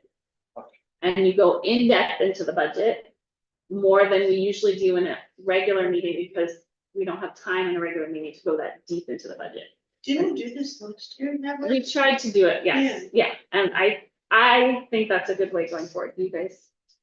We I did did a like- training before the budget, the other one that we did. we did, it was in February or Yeah. something. Mhm. Right, but we got another hour of training for doing that budget only meeting. Yeah, we did. And if we modify these dates, we'd have to approve it next time. No, it's just you are going to change, this is your regular schedule and you're going to alter your regular schedule, which is perfectly legal, as long as you post it 72 hours. Yeah. I mean, I'm okay with making the changes as we go. I mean, in March and April, you could also just like add 7 days.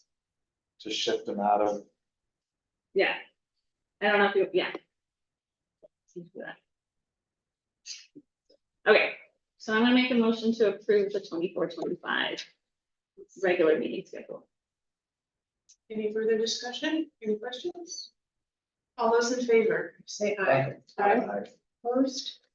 Motion passes to approve the 2024-25 governing council meeting schedule as presented. Now we have discussion on charter renewal. Is there anything to share? Yeah, I actually need to start the conversation, sorry, Yeah. Laura. So, I've been doing a little looking into this, and on the, charter school website, like through PED, it talks about, how all renewal applications, like if we want to change authorizers, then we have to notify them by October 1st. And then, let me see, we actually get the correct wording here. I had it up and then I flipped screens and now I don't remember where I had it. I did send some of you, Christie, if you want. At any rate, what I did go back to our current charter contract, it was issued to us in July of 21. So we are currently in the 4th year of our charter contract. And when I pulled up the application, on the charter school website, there's like a whole like process and everything in here. And it talks about the timeline and how applications are due October 1st, and then they let you know by January 1st.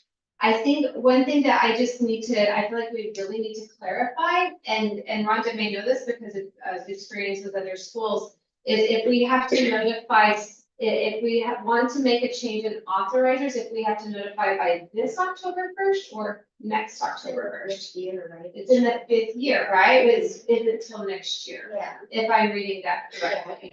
that's what you read for. Yeah, you're in the 4th. Right. So my only concern is that Missy sent us the heads up that if we wanted to do something, we needed to do it by this October. But was she thinking that we were in our 5th year already? Like, what was she basing that off So, of? and we got the approval, and I don't know how it goes, but we got the approval from AKCS in December of 2020. For 2021 though, Right. to start in 2021. So we would, but that would mean that we'd have to get our next approval in December of 25 to start in 26. Right. And I'm thinking that what the state wants you to do is a whole year in advance, tell them that you're gonna do this. Which is, Risky. which is a lot, but that was my understanding, and I can try and find an email from. Yeah, I have Because I don't the email from Missy. She says, if this is the same one you're talking about, it came through in May. And it said to do before June 30th, get all of your family and staff signatures, complete board training, have the business manager start on part C, gather all of your facilities documents for part D. And the whole email is just called renewal follow-up. Yeah, And then she sends like renewal application training Mhm. PowerPoint to us.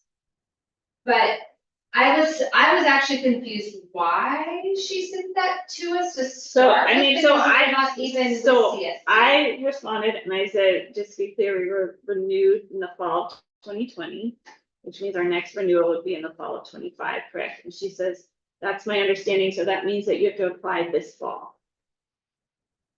So it might be Is that she like the we person need in to- charge of? she's renewals? she's the charter school education administrative supervisor. She's She's pretty on top of Yeah, this. yeah, she's doesn't give you any bad information. But maybe someone should have a phone call with her. So that's like soon, like super soon. Yeah. Then are Right. we ready to make that decision? No, I mean, we have information to help you all make a decision, but I don't think it's anything definitive. If we're close to that at this point. And I really feel like you need the two missing council members in on that discussion. Absolutely. We've kind of talked about it periodically. Right. And might it be a good idea, might it not be a good idea, but we haven't really sat down and really focused on it. But Because- do you have to have like other information in by October, or is it just your Like intent? your intent, like a email saying this is what we intend to do, or is there like a portion of the application or is the whole application due by October 1st? So it sounds like a good thing to do would be to call and ask. Yeah, and I know our application is not due October 1st of this year. It's not due till next year. Just the It will be accepted as the intent. They'll follow the same guidelines. It's not like they can make up their own rules and then these are statutes. And maybe my wording was not good, that we were approved in fall of 2020. Oh, And so that might make her think that that was the start of our charter year, and that could have been like, a miscommunication between us. okay. So that could be the answer. I mean, we were off the first time that we were trying to do it. We thought we had to do it in 19, Yeah. but we didn't have to do it till 20. Well, I think we're always a little worried that we're gonna miss Yeah. it. Yeah. So I think a follow-up phone call to Missy is good. I'm happy to do that. I think based on everything I'm reading that we have a little more time to make the decision. That's what I'm thinking. Yeah. Right. And what would even count as your intent? An email? Is there No, I think there's a form. like a one pager? I'm sure there's. High five? Other than four. Yeah. A high five. Take it back. But it probably is something that we should still be looking at throughout the year. Yes. Different reasons to not get it. Absolutely, absolutely. Yeah, so I think if we could leave this definitely on the agenda for next month, just in case. Get that Right. clarification. And then I'll get some clarification, and then whatever, and if we get clarification that it is by this October, we may need to have a special meeting just to really go in depth with that conversation. Yes. We have a full year, might be worth it to create a committee. I was just to gonna really say start digging into stuff. And next month would be a great time to do that. The pros and cons, Yeah.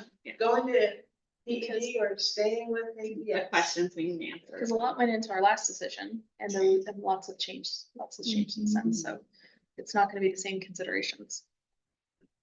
The one thing we talked about last time with the bus, it's so if we did switch speeds, we would have to start all over again. Yes, we was. Yes.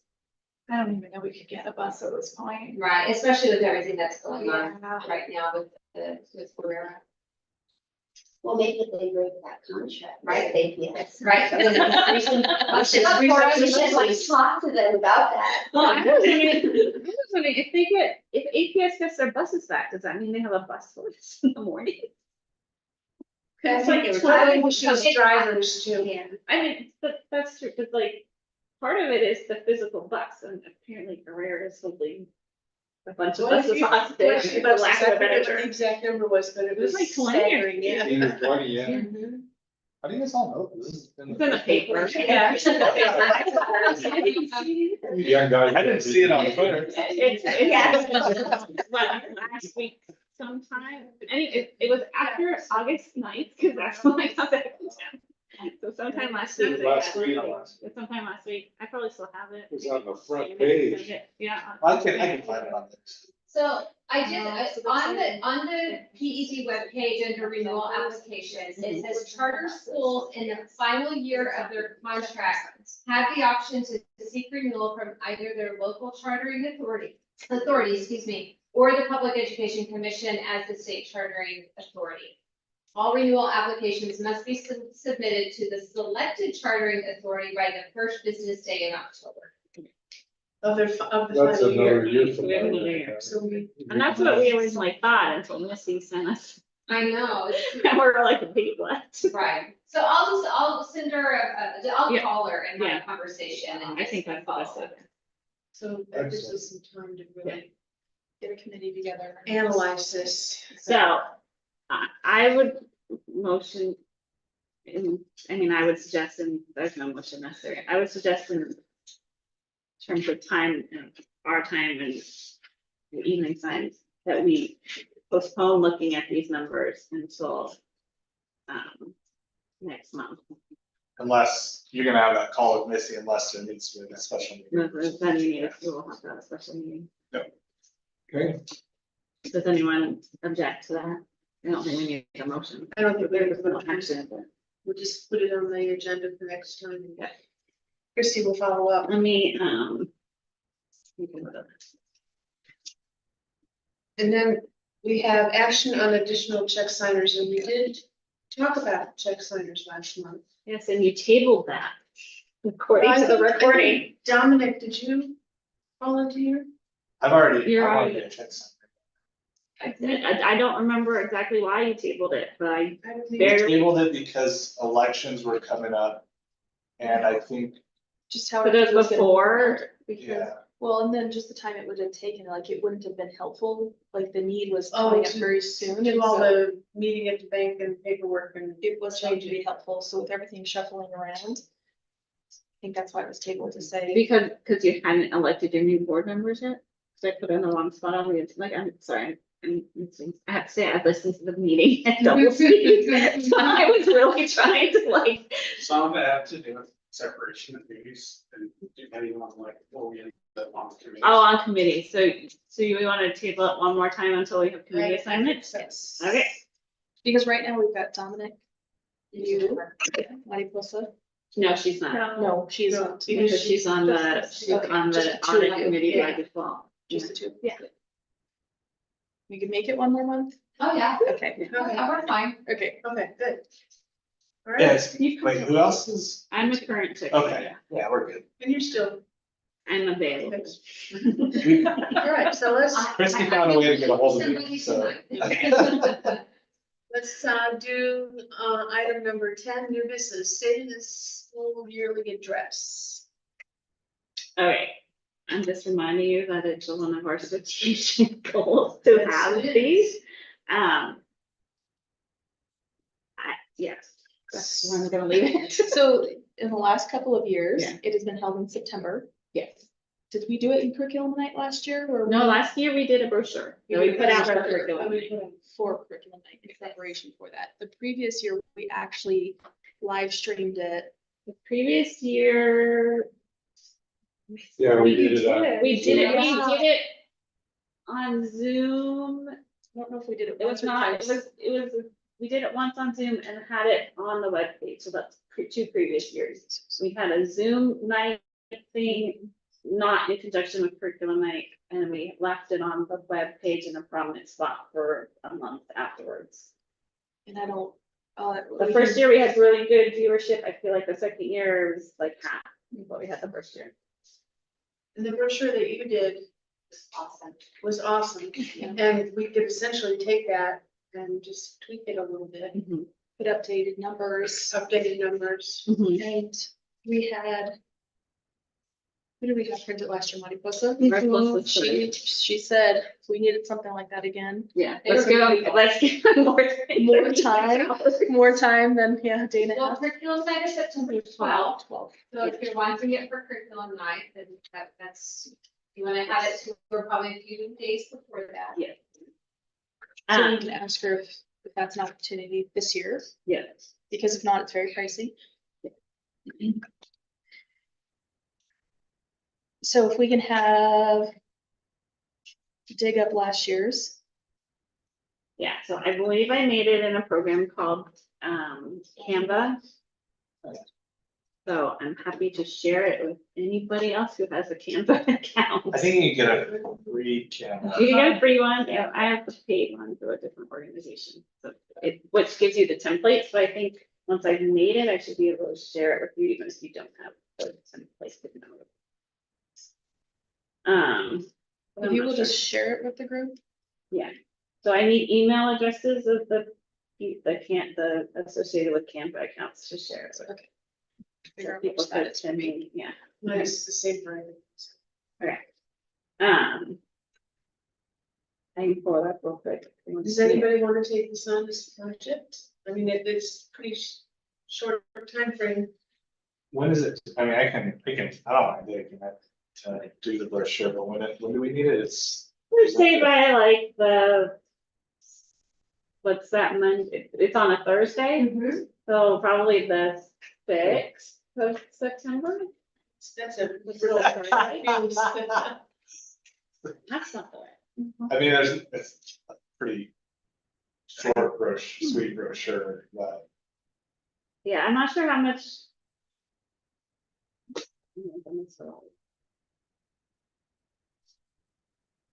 I'd have to look at it again, I'm not sure, but Here it is. how much there would be, to modify it. So here it is. Besides modifying the date, so you might wanna, restate the same. The about us. I would, we didn't change the mission and vision, but we talked about strengthening it as one of our strategic planning goals, but that would still be the same for this here. year, restate if anything else makes us unique. I would, like, if the school has any updated graphics, that would be super helpful. I mean, now ChatGPT would probably make you some awesome graphics pretty quickly, but, yeah.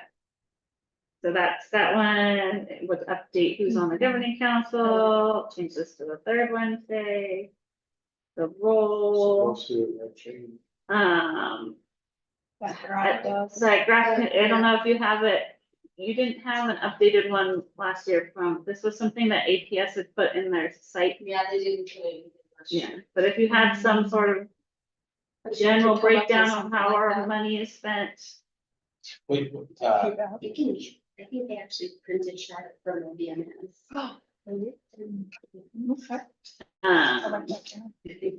You'll get that to yourself. Update on the strategic plans on that's coming through, people on the foundation. Role of the foundation, ways to donate, see if that QR code still works. The equity council, I would think most of that could stay the same. And that's the package. That's a lot. Was there a letter from Monica? That's a lot. That's that first about us. That was okay. Yeah, I don't mind taking it, but so we need a print on September 6th. I would have a goal of having it done by September 6th, so my next concern is, I do believe last year we approved it. Which would make precedent that we would need to approve it again as a council. Can we do it, email? No, because it has to be in an open meeting. Did we approve it last year? I think we approved the fact that we weren't gonna do it in person. Why do we need to approve it? Because it's a written statement from the council effectively, and that we thought that should be approved by the council, so let's check. So I can't remember it. I want drop off. after curriculum night, when is the next big?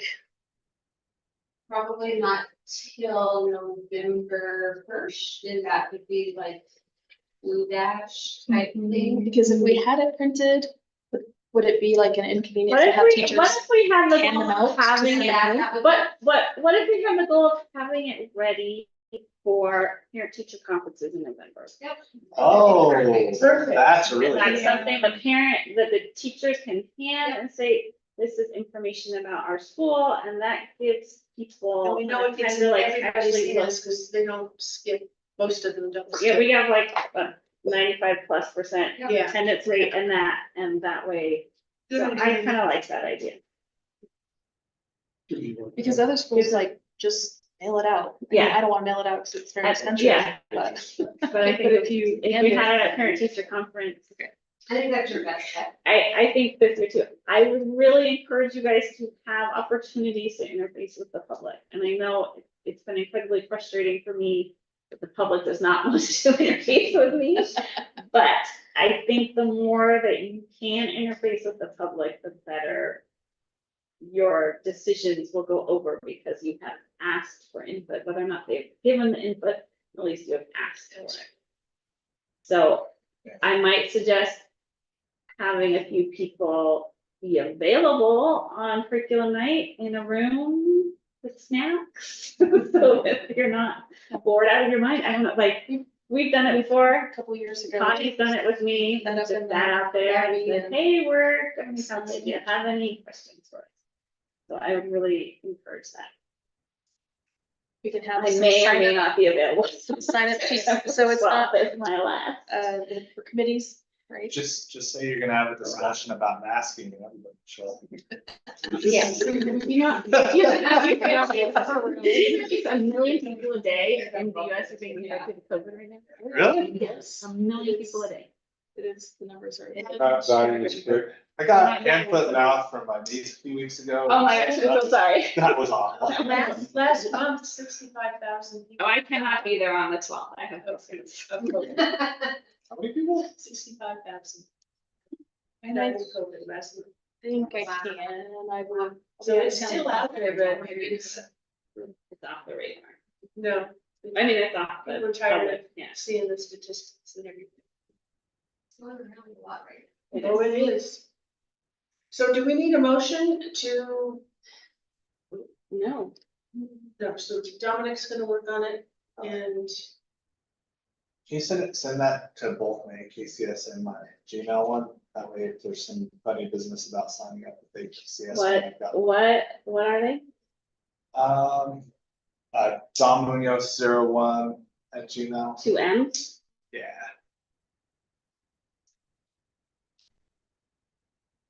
And I don't know the AKCS one, just, It's just your first and last name at AKCS.org. there we go. I was next, let's see. My C is like hair trigger, it like gives me lots of C's all the time, so. Yeah. Okay. Anybody else want it? Please send it to me, that way I can just hang on to it. I'd In like case it- somebody I'd like else it is like, too. I want to work on I that. just don't know what email I can't disassociate. Absolutely. From my first year Are they? Yeah. I did a lot of little things. Are we allowed to walk through with the camera and? There might be great pictures out there from teachers and stuff. Yeah. That'd be great. And so Christy wanted it and somebody else wanted it? I did. And what's yours? Oh, and she knows. Sorry, go ahead. Students sign a waiver. That's what we can make it easier. I never The could get social my media, but- AKCS. Right, it's gonna come from, Jan Cuts VAR. Because she has the paid account for Lou Wallace, and so I use that. So it may not come from me, just, it may come from somebody named Jan Cuts. It's not Okay. Okay, let me know if you don't get it.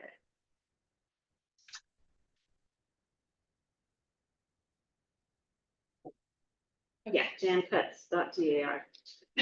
Or it might say Lou Wallace chapter in the city. Laws. See, I got it, yeah. Perfect. Okay, so I'm done with that. Alrighty, so, it is 7:59, Are we going and to? we're going into executive I session. gotta shut everything down, so Yes. let's make sure. Let's see. Do I